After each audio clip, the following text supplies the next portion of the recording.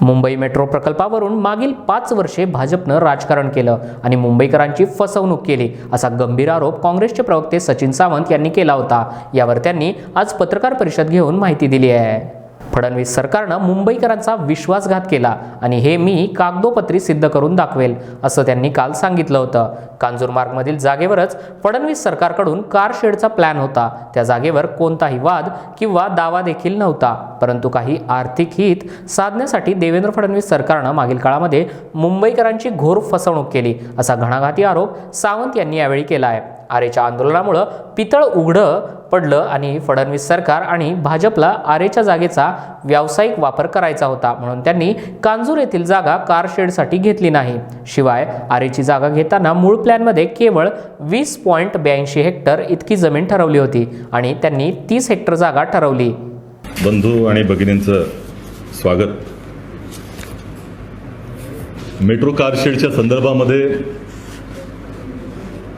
ज्या पद्धतीनं भारतीय जनता पक्षानं गेले 5 वर्ष फडणवीस सरकारच्या माध्यमातून जनतेची फसवणूक केली, मुंबईकरांची फसवणूक केली, याबद्दल पत्रकार परिषदांची ही मालिका आहे आणि काल त्या मालिकेत भाग झाला, आज दुसरा भाग आहे आणि एकंदर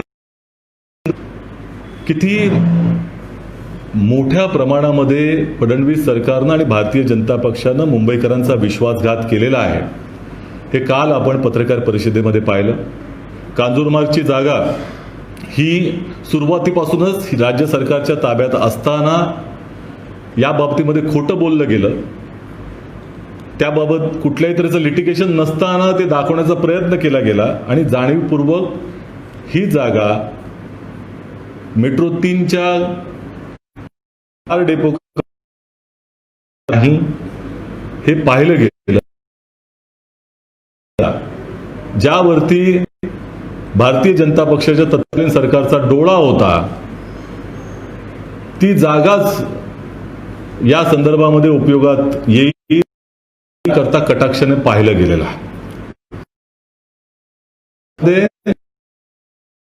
पूर्ण का याबाबत आज या पत्रकार परिषदेच्या माध्यमातून आपल्या माध्यमातून जनतेशी संवाद साधतोय आणि जनतेला प्रबोधन करण्याचा प्रयत्न करतोय।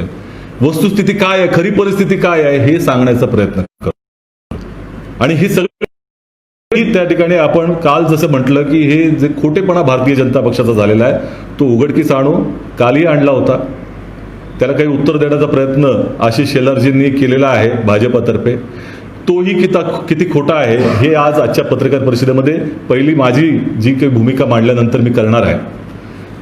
सगळ्यात महत्त्वाचं म्हणजे हा काल मी सांगितलं की कांजूरमार्ग येथे कार डेपो अस्तित्वात यावं, मेट्रो 3चं मेट्रो 6चं एकत्रितपणे, ही भूमिका 2015-16 पर्यंत फडणवीस सरकारची स्वतः होती।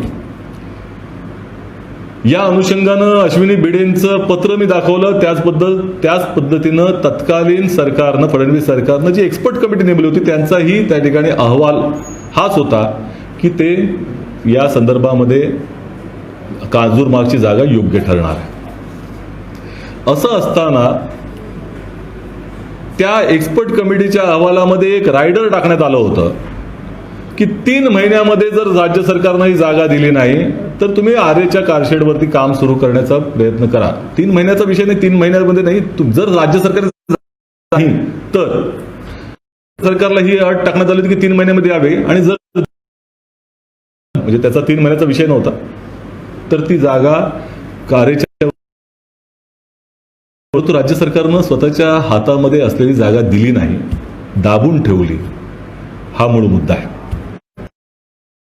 महत्वाचं म्हणजे उद्देश होता याच्या संदर्भामध्ये 2 महत्वपूर्ण अशा तऱ्हेच्या माहिती आपल्या सगळ्यांसमोर मी ठेवणार आहे आणि तुम्हाला स्पष्टता येईल त्यामध्ये की काय या संदर्भामध्ये भूमिका राज्य सरकारची राहिली, फडणवीस सरकारची राहिली।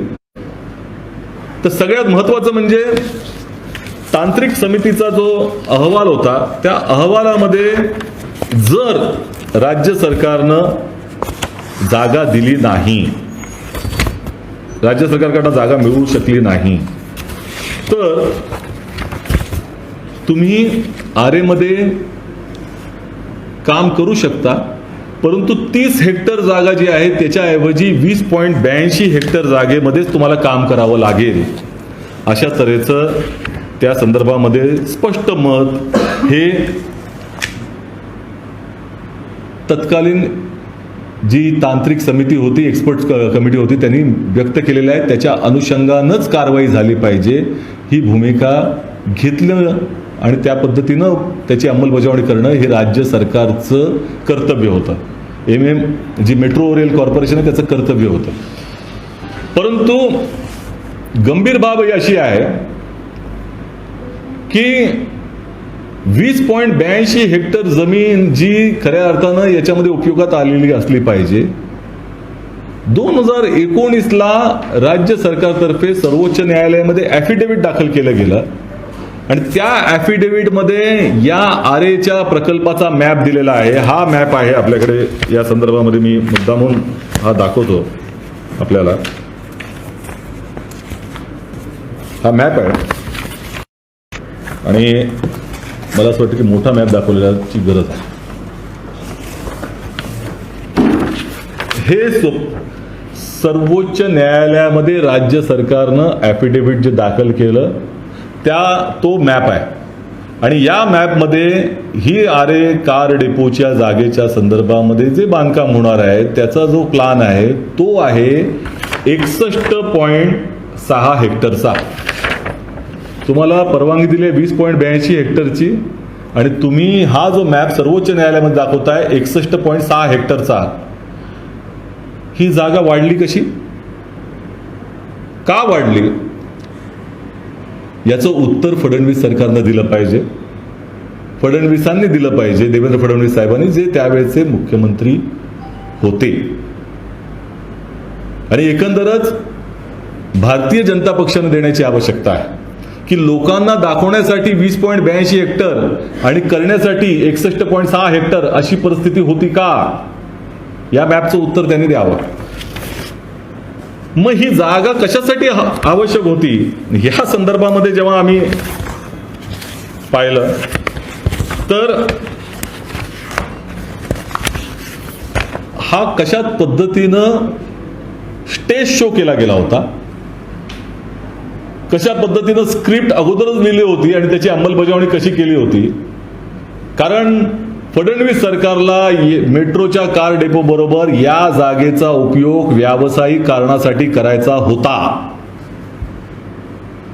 व्यावसायिक दृष्टिकोनातूनच या जागेकडे ते पाहत होते. याचं कारण असं की मी आपल्याला 2 डॉक्युमेंट त्या संदर्भामध्ये देणार आहे. एक आहे राज्य सरकारचं नोटिफिकेशन.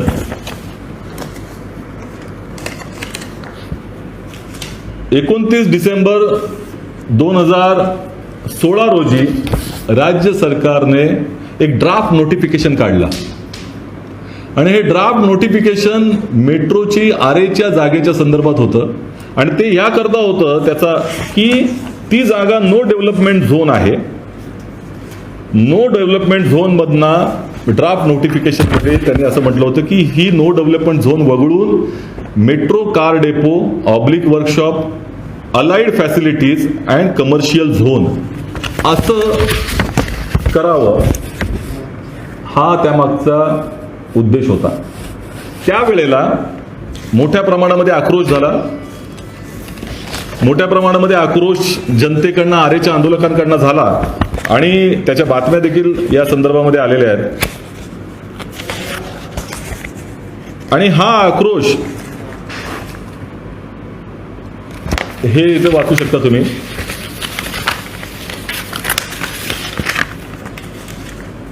ही टाइम्स ऑफ इंडियाची बातमी आहे. For funds metro Mumbai metro eyes real estate bonanza in Aarey.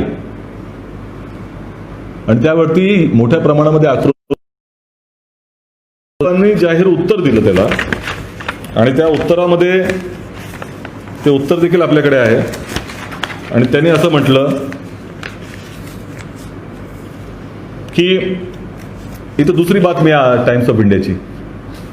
Aarey land metro मम on commercial use and FSI, ही दुसरी बातमी आहे. आणि यामध्ये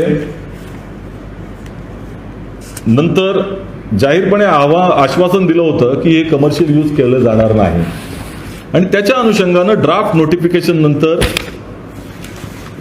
24 ऑगस्ट 2017 रोजी नोटिफिकेशन प्रॉपर काढलं गेलं सरकारच्या आदेशानं आणि त्यामध्ये हा कमर्शियल उपयोग करणार नाही असं सांगितलं गेलं आक्रोशानंतर.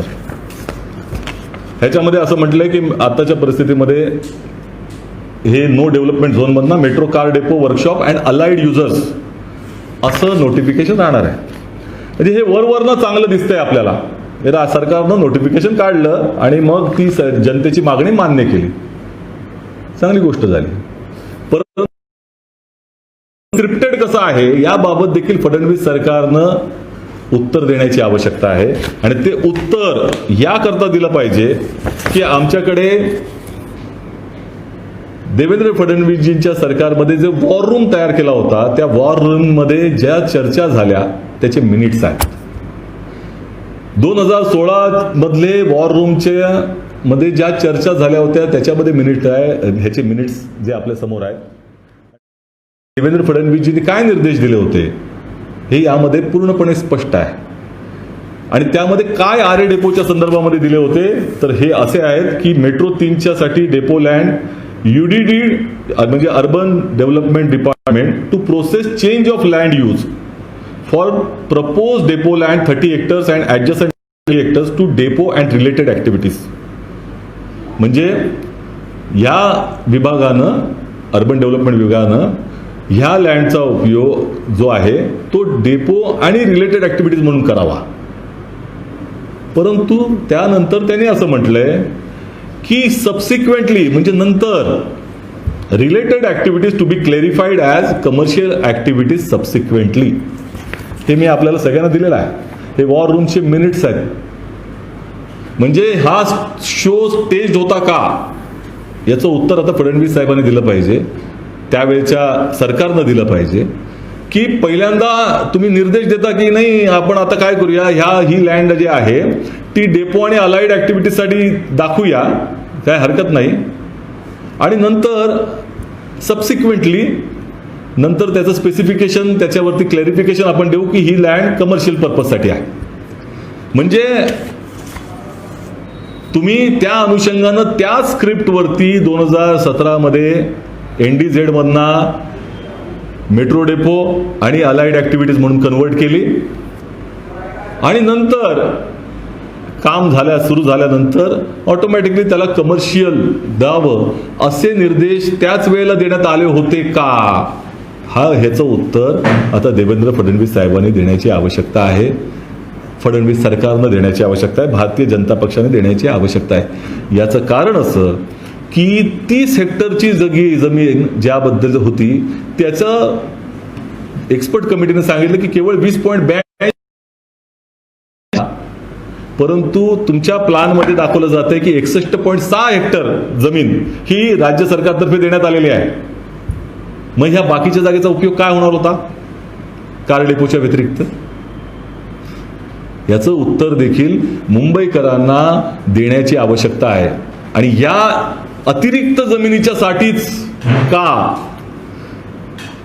ही सगळी कारशेड कांजूरमार्ग मधना मेट्रोच्या जो सगळी कारशेड आहे ती आरेमध्ये आणली होती का याचं उत्तर आता माननीय फडणवीस साहेबांचं जे सरकार होतं त्याचे प्रमुख म्हणून त्यांनी आणि भाजपने देण्याची आवश्यकता आहे. आणि सगळ्यात महत्त्वाचं म्हणजे काल